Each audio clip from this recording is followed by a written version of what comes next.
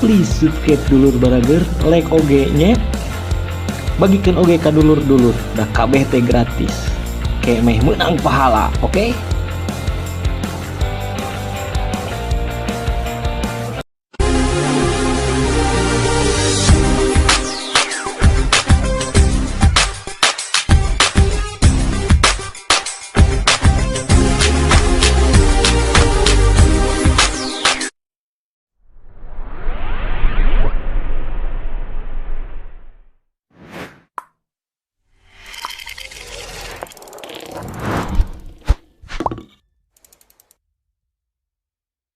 Minasyaitonirrajim. Bismillahirrahmanirrahim.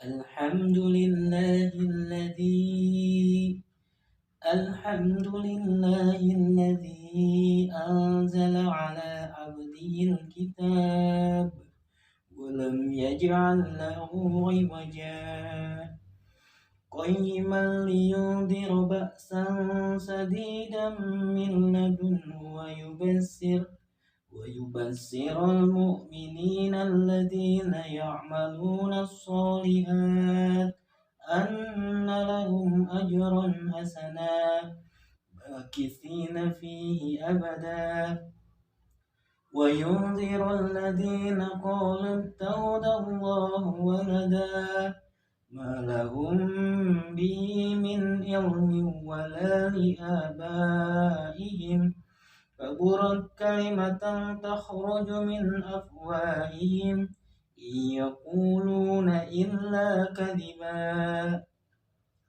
فلعلك باخع نفسك على آثارهم إن لم يؤمنوا بهذا الحديث أسفا إنا جعلنا ما على الأرض زينة لها لنبلوهم أيهم أحسن عملا وإنا لجاعلون ما عليها صعيدا جرزا أم حسبت أن أصحاب الكهف والرقيم كانوا من آياتنا عجبا إذ أوى الفتية إلى الكهف فقالوا ربنا آتنا من لدنك رحمة وهيئ لنا من أمرنا رشدا صدق الله العظيم. Alhamdulillah sobat, baca Al-Kahfi dari Jumat sebelum mancing. Banyak emang keutamaan surat Al-Kahfi dari hadis-hadis yang ditengahkan oleh Rasul. Salah satu diantaranya terhindar dari perbuatan buruk, jadi dijaga dari perbuatan-perbuatan yang menjerumuskan kepada dosa. Terus disinari diantara dua Jumat, bahkan sampai disinari antara langit dan bumi. Dan yang terakhir yaitu terhindar dari kemudorotan atau fitnahnya Dajjal. Nah, sebenarnya sih bukan sekedar bacanya kalau mau kita telaah. Dari isinya memang udah jelas, minimal 10 ayat yang kita baca tadi aja. Ayat pertama ketika memuji kepada Allah, alhamdulillahilladzi anzala ala abdihil kitab wa lam yaj'al lahu 'iwaja. Kita bersyukur kepada Allah yang telah menurunkan Al-Qur'an sebagai petunjuk hidup. Jadi memang harus dengan Al-Qur'an baru kita akan selamat hidupnya. Enggak bengkok, enggak nyasar, enggak lurus. Apa buktinya? Ketika kisah ini menjelaskan tentang kisah Ashabul Kahfi dan bagaimana proses perjalanan Islam di masa Rasulullah. Nah, bukan mendebat tentang agama lain, konsep agama lain, tapi memang seperti itu. Ketika dulu di awal ada bukunya tuh, buku mana ya? Salah satu kisah Nabi, nah ini deh nih. Nah, di sini diceritakan ini karyanya Ustaz Edu.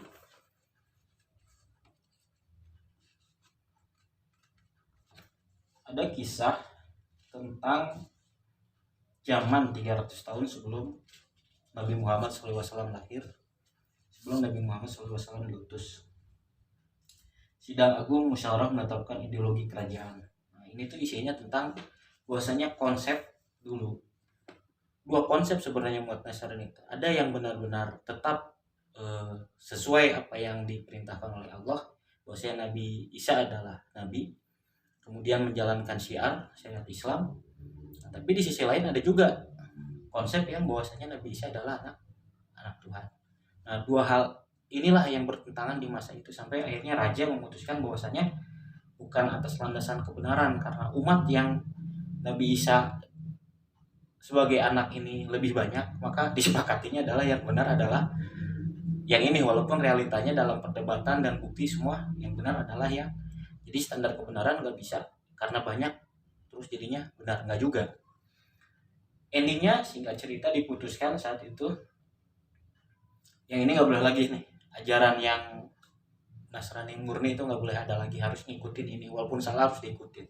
Kejam ya. Akhirnya tetap yang istiqomah, yang nggak mau ikut harus dibunuh. Nah, berjalan akhirnya sampai seperti itu. Makanya di ayat keempatnya kan dijelaskan Allah, jadi Nabi Muhammad diutus itu untuk meluruskan akhirnya kesalahpahaman ini, ketika menyangka bahwasanya Nabi Isa itu adalah anak dari Allah.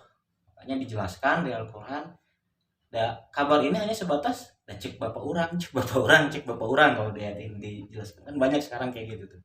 Nah, Rasulullah diutus untuk menjelaskan bahwasanya bukan seperti itu kebenaran, ingin meluruskan kembali. Sekarang pun realita banyak demikian, banyak kesalahpahaman, banyak kesimpang siuran. Salah satunya ya ini, ketika kita membaca surat Al-Kahfi, kita tanpa memahami makna isi kandungannya, pokoknya mah baca gitu kan. Nggak salah, tetap mendapatkan pahala. Cuman ada esensi-esensi yang harus kita cari, harus kita kaji di dalamnya. Salah satunya tadi petunjuk hidup, cari jalan kebenaran, karena setan senantiasa menggoda kita untuk menyeleweng kepada sesuatu yang di jalan yang benar. Nah, sampai akhirnya orientasinya dunia, kita melupakan bahwasanya hidup kita itu cukup mengabdi kepada Allah, menggapai ridhonya, dan kembali kepada Allah di akhirat nanti. Kita tertipu oleh tipu daya dunia, semua kembali kepada kesana. Kesalahpahaman, perbedaan, ketika tujuannya sama kepada kebenaran akhirat, insya Allah sama. Yang menjadi beda tujuan ternyata ketemulah di situ. Makanya dijelaskan sama Allah, inna ja'alna ma'alayya so'idan zuru. Jangan terhadap dunia, karena dunia itu hanya ujian semata.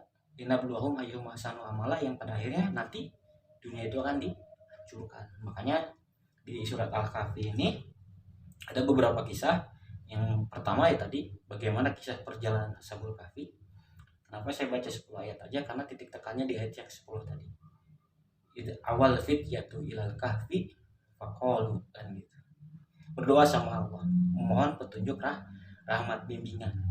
Karena jangan sampai mengikuti keadaan yang sulim, situasi kondisi yang memaksa kita. Banyak ketika kita tanpa bimbingan Allah, akhirnya kita terbawa oleh fitnah. Makanya kenapa kalau kita baca surat Al-Kahfi akan terhindar dari fitnah Dajjal, dari tipu daya Dajjal, ya itu. Makanya kita harus senantiasa memohon kepada Allah, akan diberikan petunjuk mana yang benar dan mana yang salah, hingga kita istiqomah dalam kebenaran. Lalu dalam bimbingan rahmat Allah Subhanahu wa taala. Tadi kisah Ashabul Kahfi, bagaimana Ashabul Kahfi keluar dari kerajaan, ketemu pengembala kambing, hingga akhirnya diselamatkan oleh Allah dalam sebuah gua. Bersemayam, istirahat, tidur 300 tahun lebih lamanya, dan mereka menganggap cuma dari pagi ke sore aja. Itu kan subhanallah. Ada lagi kisah tentang 2 kebun, saudara yang mempunyai 2 kebun, yang satu kebunnya subur.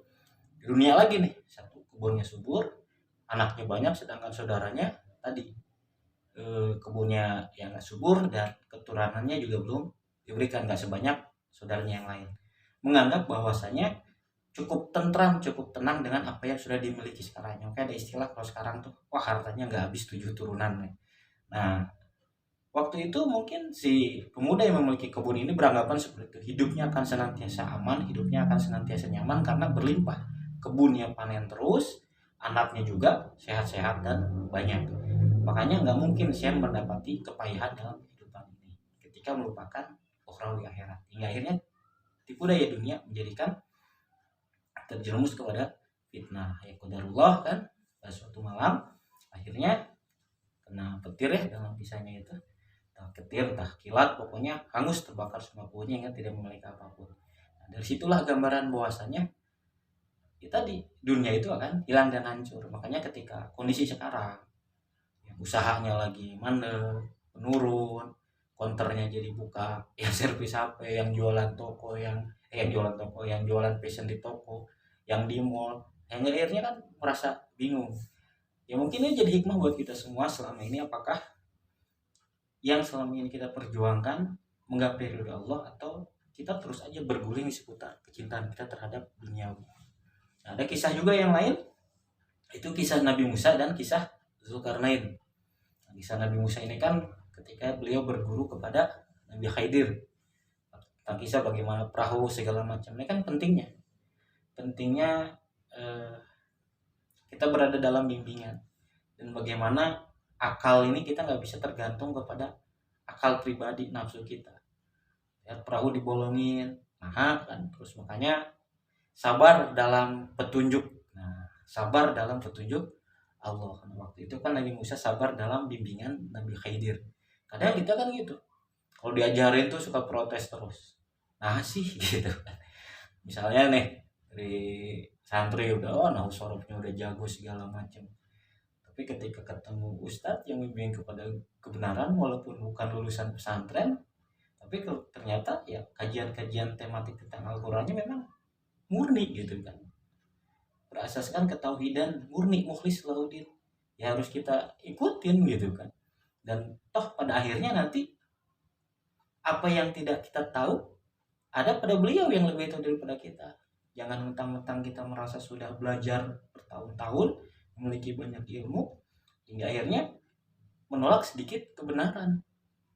Bahal bisa jadi itu adalah sumber yang utamanya walaupun sedikit, tapi sedikit juga kalau nggak ada di kita, berarti kita kosong akan kebenaran itu. Makanya banyak kisah kenapa hadis dijelaskan akan disinari antara dua Jumat, disinari dari langit dan bumi. Ya berarti memang diberikan jalan terang benderang dalam kehidupan, senantiasa dibimbing oleh Allah apapun keadaannya. Pengalaman saya kemarin salah satunya ya ketika terkena penyakit yang lagi ramai gitu, nggak feeling ke sana dulu, pikirlah GERD biasa mah. 4 hari pertama demam tinggi, 14 hari pertama tuh sama sekali nggak kepikiran ke sana. Disebut rasa namanya sakit ya pasti hilang rasa, udah nggak mau makan, pokoknya aneh-aneh lah. Berobat ke dokter pertama juga langsung dikasihnya obat demam aja sama obat mah, tapi langsung reaksinya aneh gitu, wah malah keluar keringat dingin dan lain sebagainya. Akhirnya pulang ke rumah orang tua, di sana pakai alat tradisional, dibekam, diuap tuh. Nah singkat cerita ini akhirnya pergi ke dokter lagi dan harus isoman. Proses perjalanan dari tadi mulai diuap gitu, dari diuap diungkep, terus ke dokter minum jamu herbal, dikasih, pokoknya proses perjalanan sampai sembuhnya qadarullah. Ketika saya buka-buka internet, oh ternyata apa yang saya lakukan walaupun nggak sengaja, dari mulai diuap, makanan yang saya makan, yang ini nggak mau kok ini mau makan gitu kan, ternyata itu proses pengobatan itu kata dokter itu. Ya qadarullah pas masuk habis di minggu ketiga hari ke-22 dijemput harus di swab, langsung negatif gitu, tapi badan masih lemas dan terus dikasih kapsul cecenet dan lain sebagainya. Qadarullah ya sehat akhirnya, walaupun saya itu saturasi masih 86. Dokternya juga kaget, harusnya 86 nih bapak udah sudah di opname, sempat juga sih pakai tabung kemarin dibantu. Tapi ya tadi waktu sakit ya kita nerima ini penyakit datang dari Allah, bukan, walaupun ya ada konsep banyak dibilangnya konspirasi lah, buatan manusia lah, tetap buatan manusia juga gitu. Inilah dan manusia itu sendiri buatan Allah. Jadi ketergantungan terhadap yang gaibnya Allah, yang gaibnya harus kuat. Jadi apapun yang terjadi harus seperti itu. Makanya itulah tadi mendapatkan cahaya terang menerang teh tenang gitu kan. Ngusep tutup jalan. Nah, habis ini insya Allah kita ngusep lagi. tapi enggak yang jauh-jauh. Besok kita pakai joran ini aja nih yang kecil, punya di kotak udah disiapin. Ini aja nih pakai kroto, sep jalan ngaji jalan, saat jalan ya apa aja semua berjalan walaupun kondisinya sulit, cuman harus tetap berjalan. Yakini semuanya kan kudroh Allah ini memang sudah jadi ketetapan Allah seperti ini.